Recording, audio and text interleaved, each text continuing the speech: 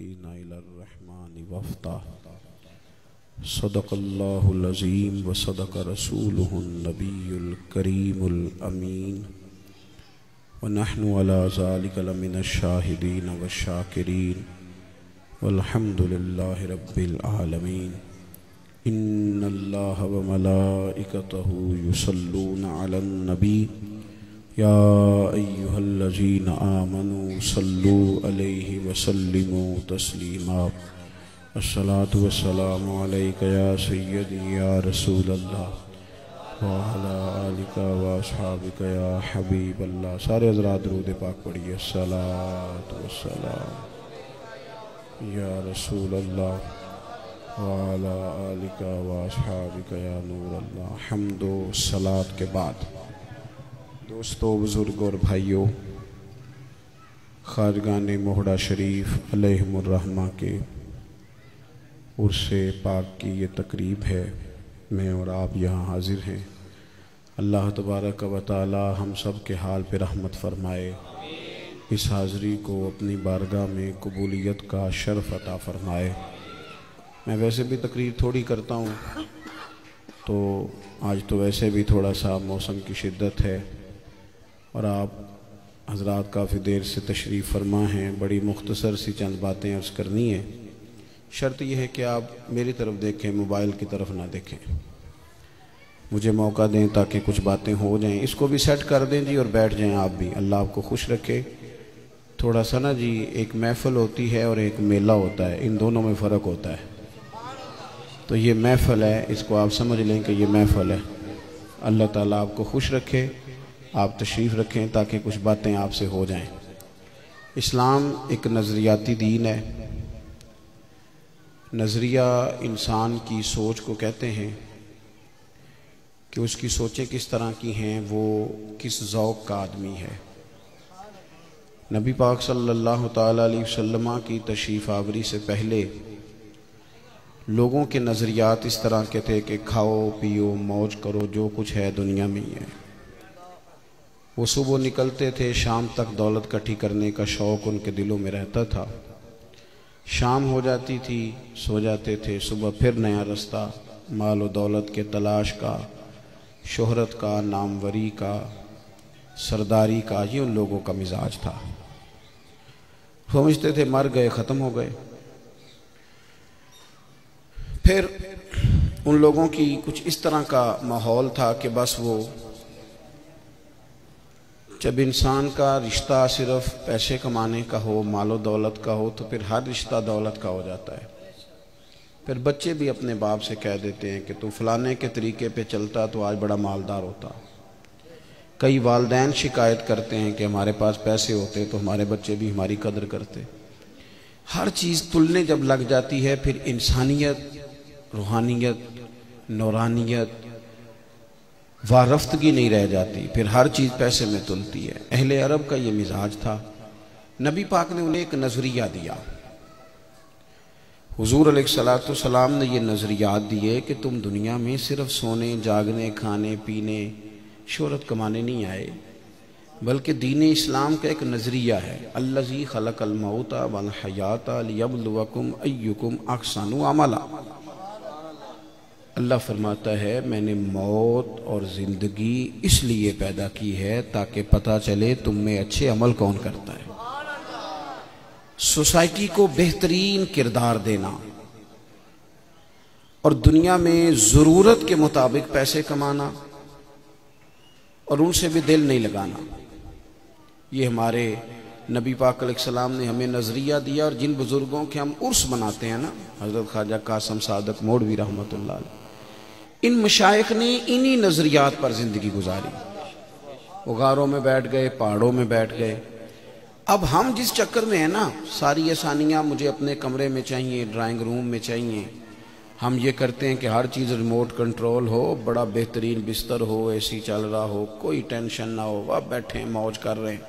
تھوڑی دیر کے بعد آرڈر کریں کہ اب میں نے روٹی کھانی ہے، پھر تھوڑی دیر کے بعد مجھے چائے پینی ہے، پھر میرا آئس کریم کھانے کو، بس اس چکر میں۔ اسلام کا یہ مزاج نہیں۔ اسلام کا مزاج کیا ہے جائز پیسے آپ کے پاس ہیں، آپ لمبا چوڑا مکان بنائیں، منع نہیں، لیکن مزاج حضور کا کیا ہے؟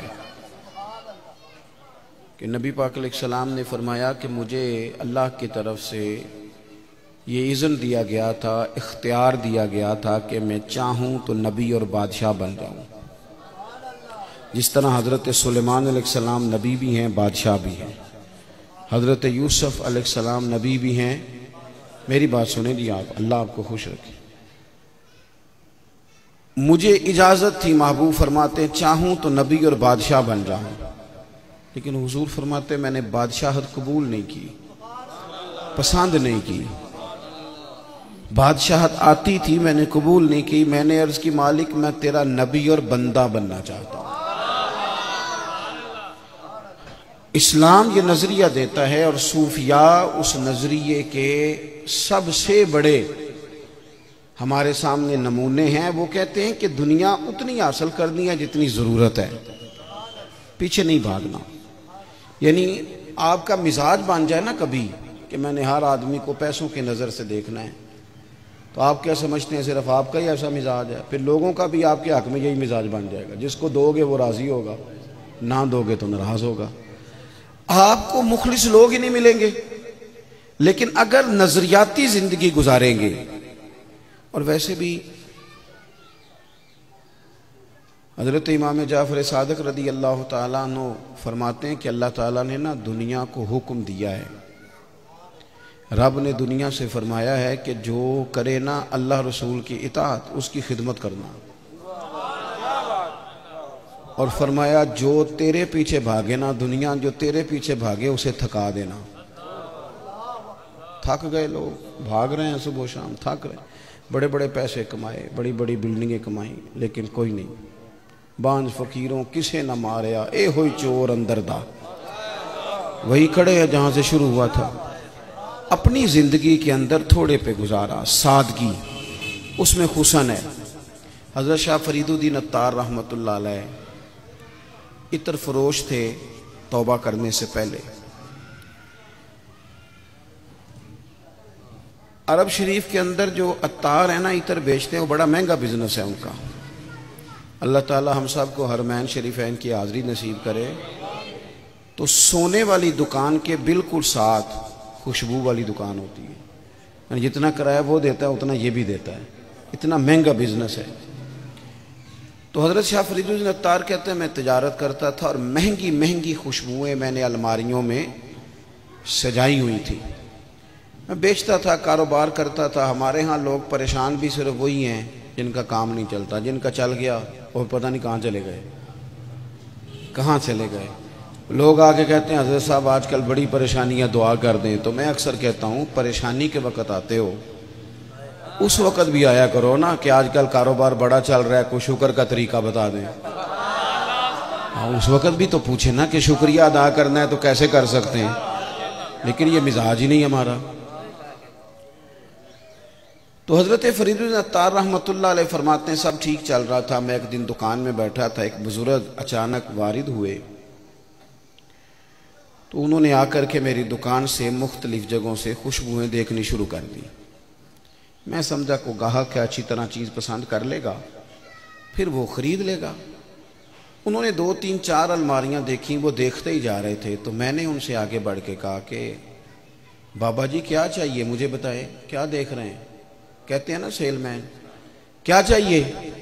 تو کہتے ہیں بابا جی میری طرف دیکھ کے کہنے لگے پتر دیکھ رہا ہوں تیری جان بڑی مشکل سے نکلے گی۔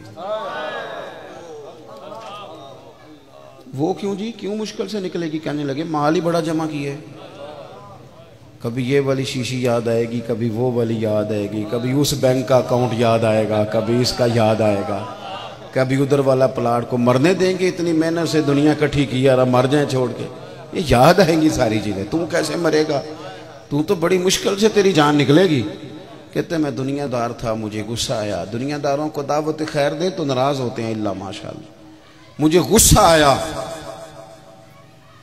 اور اس غصے کا اظہار میں نے اس طرح کیا، میں نے کہا بابا میری تو مشکل سے نکلے گی تو تیری کیسے نکلے گی؟ غصے میں کہا۔ کہتے ہیں انہوں نے کہا بیٹا ادھر آ، میں قریب آیا، فرش پہ لیٹے کلمہ پڑھا، روح پرواز کر گئی۔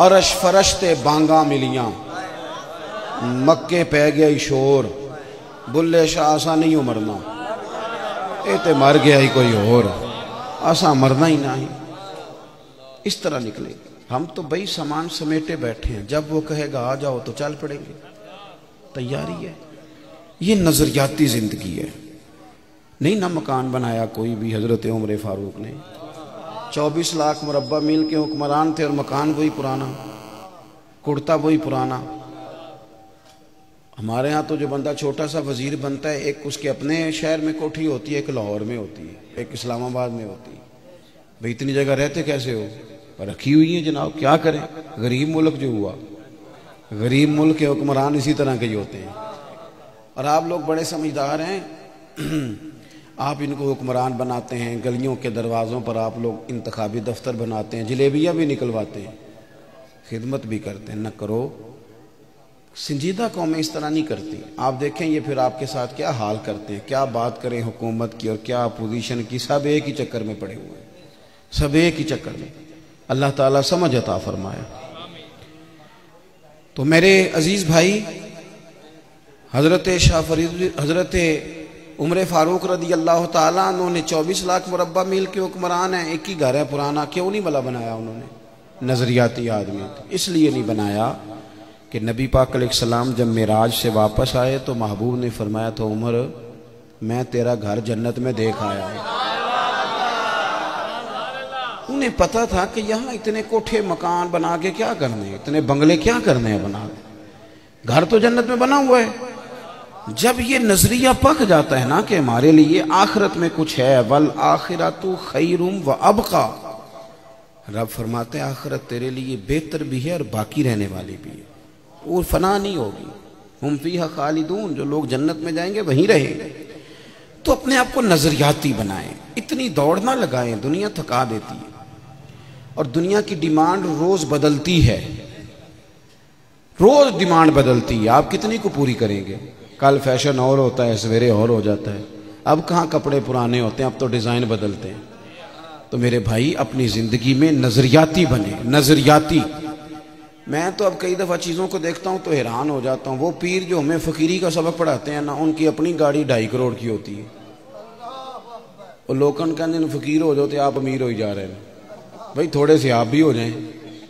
کچھ تو ہم مہربانی فرمائیں آپ کا تو وہ اقبال نے کہا تھا کہ مرید بیچارے کو میسر نہیں مٹی کا دیا بھی اور گھر پیر کا بجلی کے چراغوں سے ہے روشن تو اس طرح نہ کریں نظریاتی بنے اپنی زندگی کے اندر اتنی دوڑ اگر ہم لگائیں گے تو پیچھے بچے گا کیا اس چکر میں نہ پڑیں تھوڑا آپ دیکھیں اور میں آپ کو تجربے کی بات عرض کرتا ہوں دنیا کے آگے پیچھے بھاگو تو آگے بھاگتی ہے اور ذرا منہ ادھر کرو تو پیچھے بھاگنی شروع ہو جاتی ہے اس سے بچیں دوسری بات 2 ہی باتیں عرض کرنی ہے دوسری بات کیا ہے اسلام یہ نہیں کہتا کہ مریں گے تو ختم ہو جائیں گے فنا ہو جائیں گے یہ کافر کا نظریہ ہے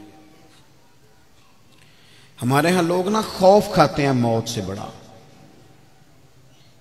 پتہ نہیں کیا بنے گا قبر بڑی تنگ ہے بڑا ایسے ہے بڑا ایسے ہے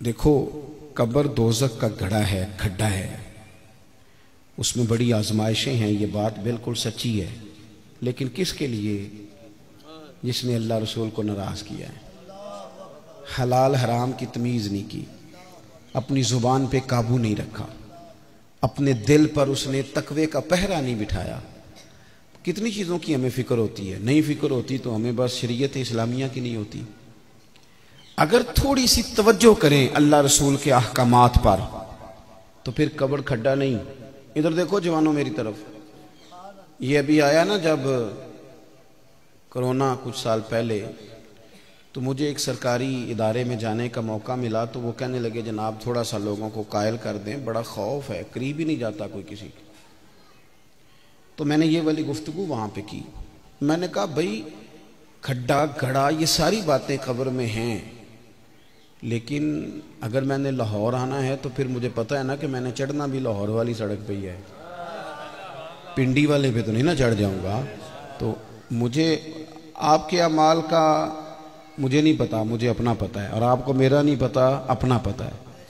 تو اپنے گریبان میں 1 منٹ کے لیے بندہ فیصلہ کر سکتا ہے کہ میرے کام کھڈے والے ہیں، اسے پتہ چل جائے گا مریں گے تو کیا ہوگا۔ کسی نے کب فیصلہ کرنا ہے، یہ تو ہمیں خود پتہ ہے، من آنم کے من رانم۔ لیکن سب کی قبر کھڈا نہیں، سب کی گڑا نہیں، سب کی قبر میں سختی نہیں۔ ایک قبر کی حیثیت ہے کھڈے اور گڑے کی، اور ایک قبر کی حیثیت ہے کہ بندہ مومن ہو، حضور کا وفادار ہو، متقی پرہیزگار ہو۔ اس کی قبر پتہ کیا ہے؟ ادھر دیکھو، اس کی قبر باغ ہے۔ نہیں، آپ نہیں سمجھی نہیں میری بات۔ کسی کو پتا ہو کہ میں نے باغ میں جانا ہے تو وہ خوف کھاتا ہے، ڈر آتا ہے۔ باغ میں تو بڑا کچھ، بہت امیر آدمی ہو تو فارم ہاؤس میں گھر بناتا ہے، باغ تو عام آدمی لگا ہی نہیں سکتا۔ باغ میں مریں گے تو باغ میں جائیں گے، باغ میں۔ اب اس تصور سے سوچو گے نا قبر کو تو موت سے ڈر آئے گا۔ مرنا ہے تو باغ میں جانا ہے، اور باغ بھی معمولی نہیں، روضہ تم میں ریاض الجنہ، جنت کے باغوں میں سے باغ، اور باغ اتنی شانوں والا کہ جس میں آنکھ کھلے گی تو پہلی زیارت ہی مدینے والے رسول کی نصیب ہے۔ تو وہ کوئی اور ہیں جو ڈرتے ہیں، خوف کھاتے ہیں، ٹانگیں کامتی ہیں، حالات خراب ہیں۔ یہاں تو حضرت بایزید بستامی جیسے لوگ ہیں جو کہتے ہیں ذرا جلدی لے جانا، یہاں جلدی دفن کر دینا، جلدی۔ فاضل بریلوی جیسے لوگ ہیں جو کہتے ہیں لحد میں عشق رخ شاہ کا داغ لے کے چلے، ہم نے اندھیری رات سنی تھی چراغ لے کے چلے۔ تو اپنی آخرت کے معاملے میں اپنے نظریات پکے کریں۔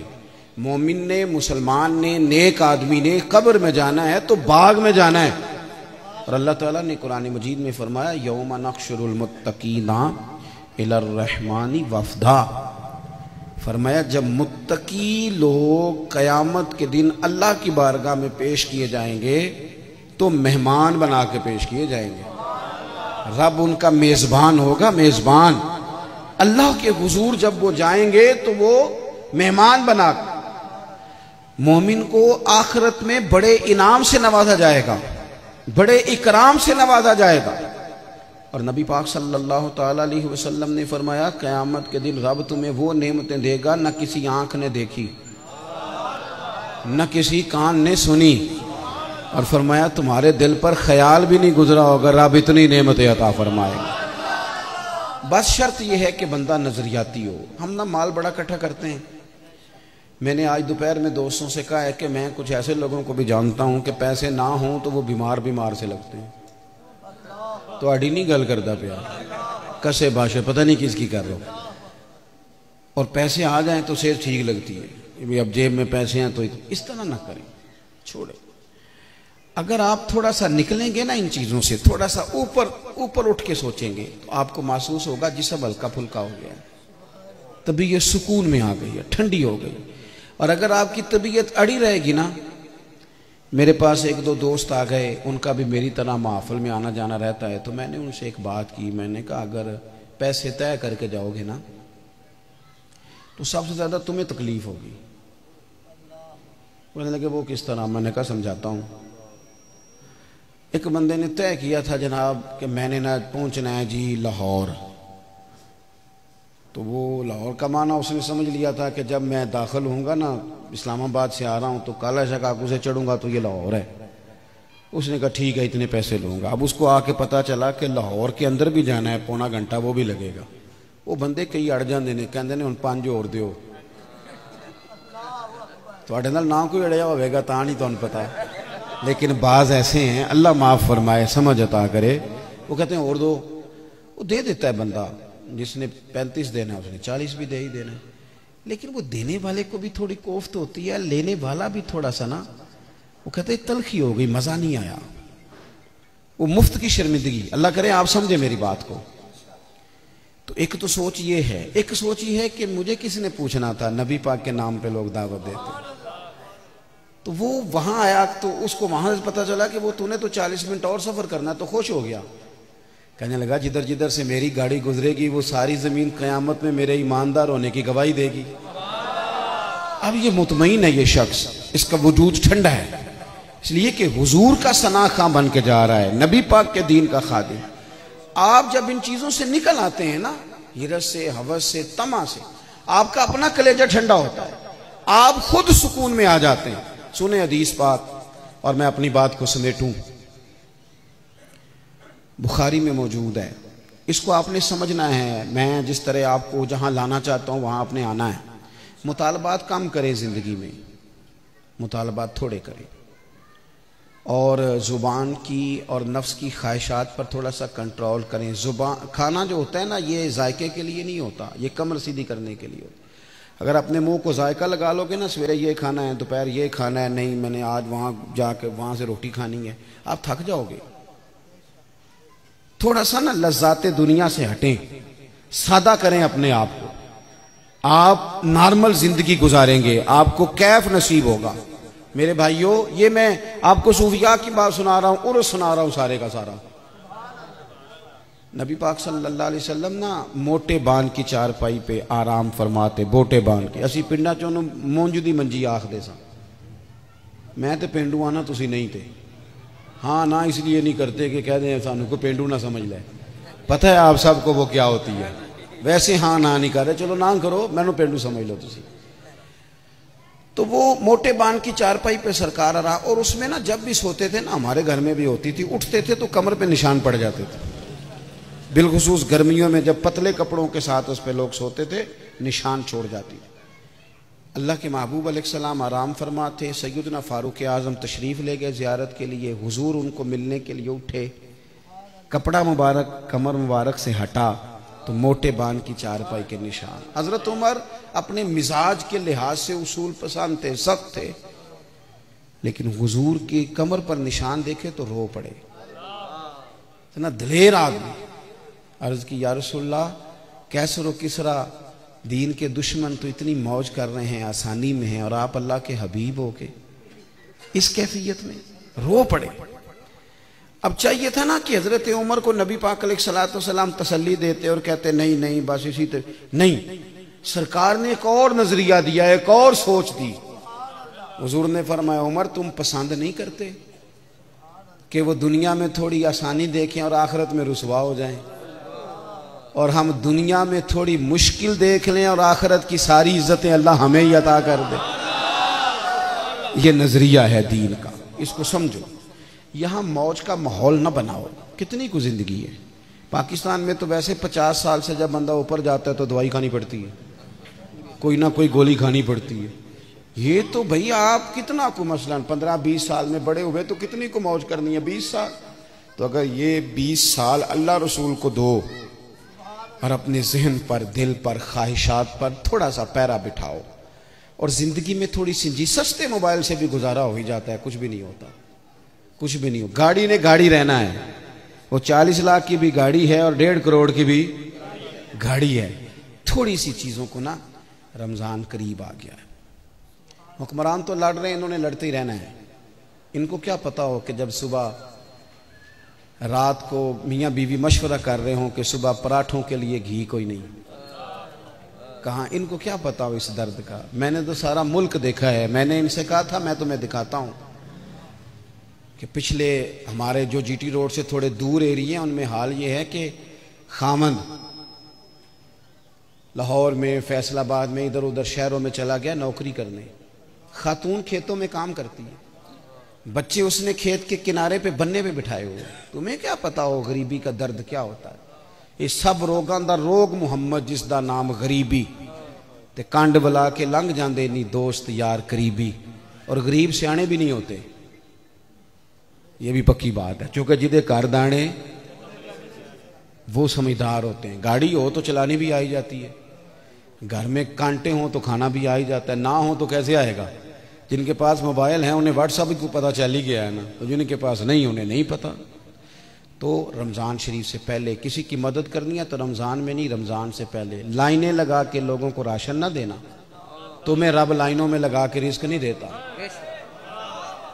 خدا سے ڈرنا اور ابھی سے دینا کسی کو، رمضان کی نیت کر کے ابھی سے مدد کرو گے، اور مہربانی کرنا امام زین العابدین کا طریقہ اپنانا رضی اللہ عنہ، رات کو چہرے پہ نقاب ڈال کے اکیلے میں 100 دفعہ دیکھتے تھے، یوں یوں کو دیکھ تو نہیں رہا، اور پھر دروازے پہ رکھتے تھے تو گھر والا پوچھتا تھا آپ کون ہیں، تو فرماتے تھے میں نام نہیں بتا سکتا، نہ نام پوچھنا مجھ سے۔